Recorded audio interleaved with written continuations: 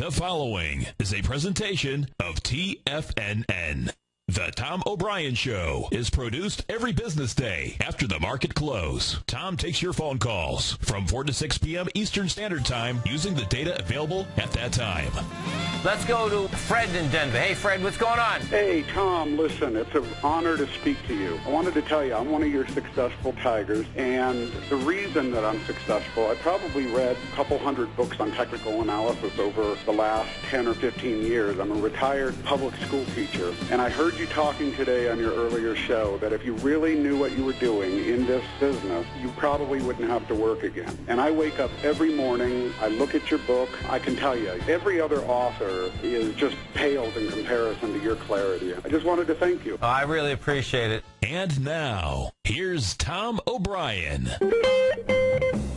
Wow! Welcome, folks. This is Tom O'Brien of TFNN.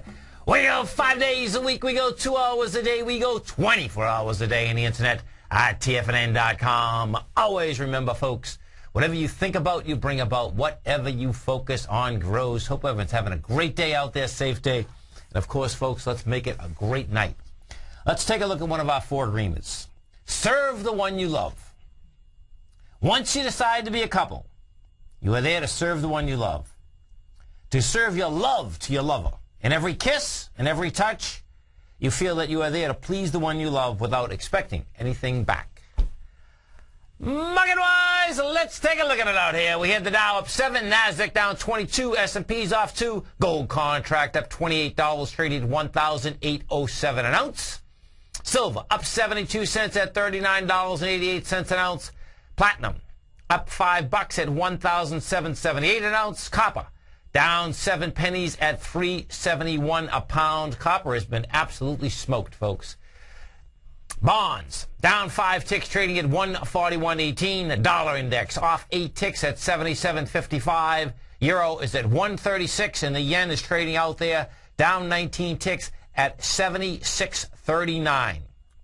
Our phone number is 877-927-6648. Give us a call, folks. Want to know what's going on in your world? In the world of the S&Ps, let's take a look at them. What do you have? S&Ps get the 1220.39.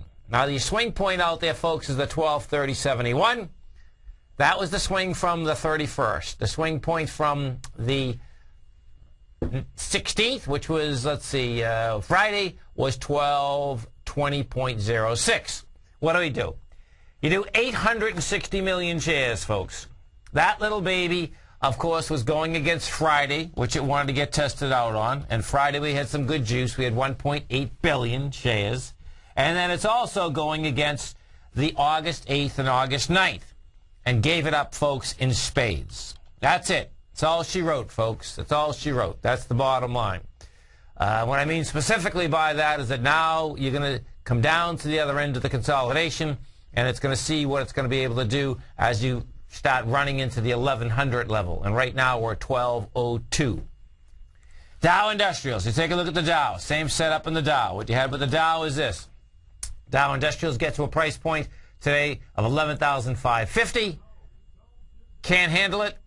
Can't handle it. The Dow couldn't handle neither the swing from the 16th, the swing from the 31st, and of course the downdraft in August 4th is just incredible. There's no two ways about that. NASDAQ.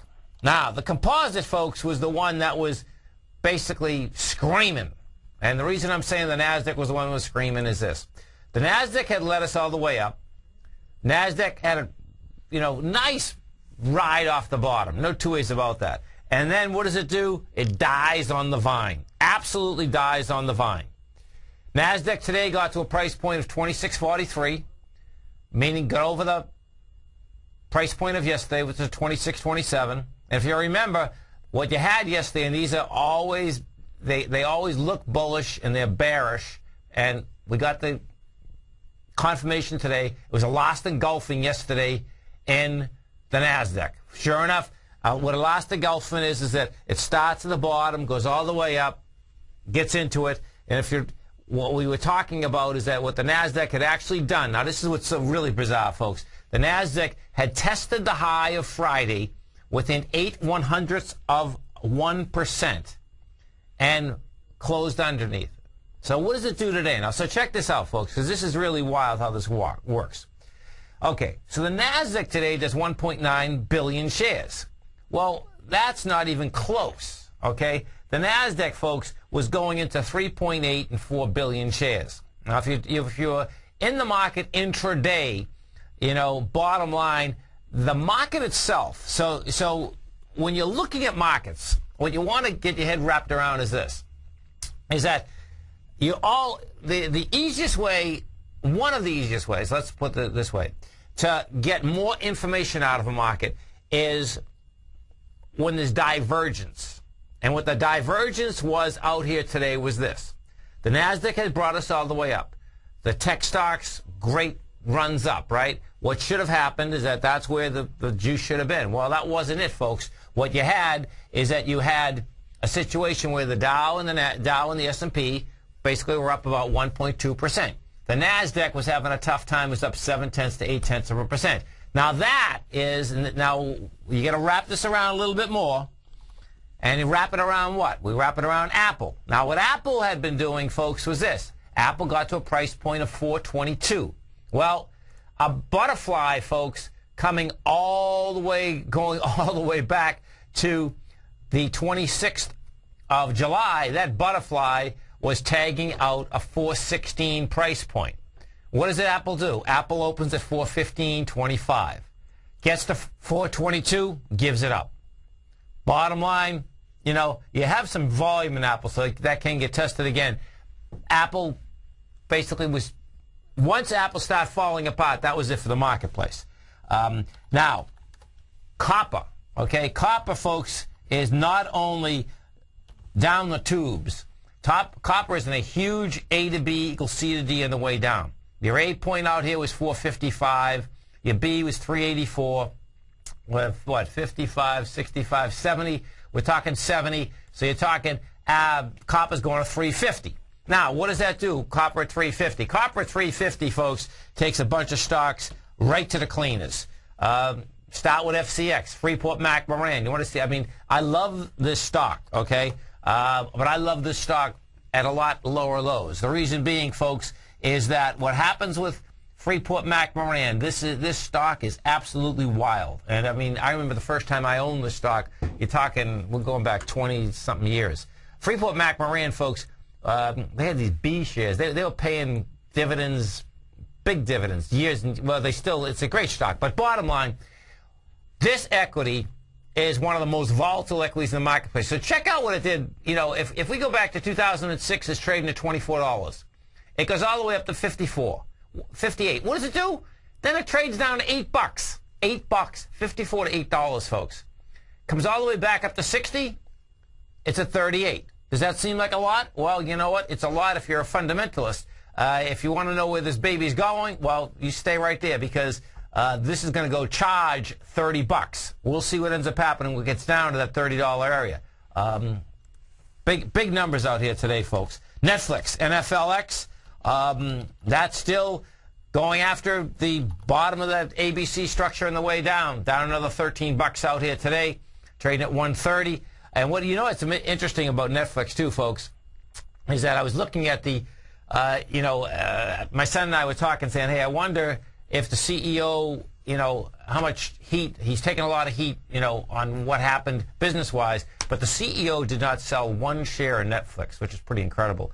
That share has just got cut in half from 169 million to 89 million. But check this out. You know who did sell? So check this out. This is smart. The CFO. David Wells, the CFO, sold, and he was lucky. Well, we'll see whether he's lucky or not. He sold May 2nd. And he sold all the shares, by the way, May 2nd. And that was at 239. So that was before the peak, bottom line, before the peak. But, of course, he didn't take this kind of heat right here. So, pretty incredible. Our phone number is 877-927-6648.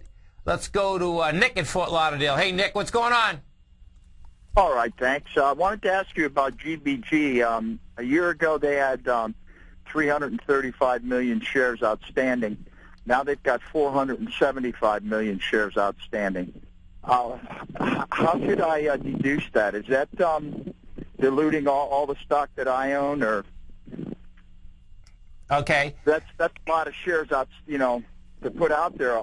Do they need the money that bad, or do you have any idea what they're getting the money for? Or I Okay. just don't understand from that big of a move. That's why I'm calling to ask if you know what that means. So let me ask you something. Yes. This is a great question, by the way, folks, but the question itself, so let's picture you have a company, right? And there's two different questions inside that. The biggest question, though, is do you get diluted? The stock is at 224. You sell 100 million shares at 224. What happens on the actual balance sheet? They get the money. You got it. They get the money. Okay. So they have the money. So there's not a dilution when you have the money. There's a dilution. That's why I'm calling to get your perspective on what's going on, because it was 335, now it's 470. So they look okay going forward, even with all those shares. The shares have nothing to do with what you're talking about, Nick. That's what I'm trying to explain to you. So you own GBG. You're worrying about the dilution, which is great.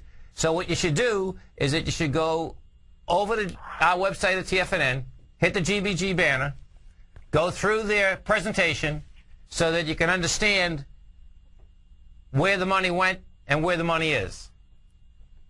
Okay, all right. So I understand that. You've done that and you're satisfied, right? No, you have to do that. Forget what I do. I'm not here, okay, to do your work. Okay? I'm here so that you're going to end up being a great investor, okay? And I'm trying to explain to you that this is a great stock, okay, to do that with, because then you'll understand more than just GBG. So, listen, I love doing this program, but I'm not here for continual basis to say buy that, sell that.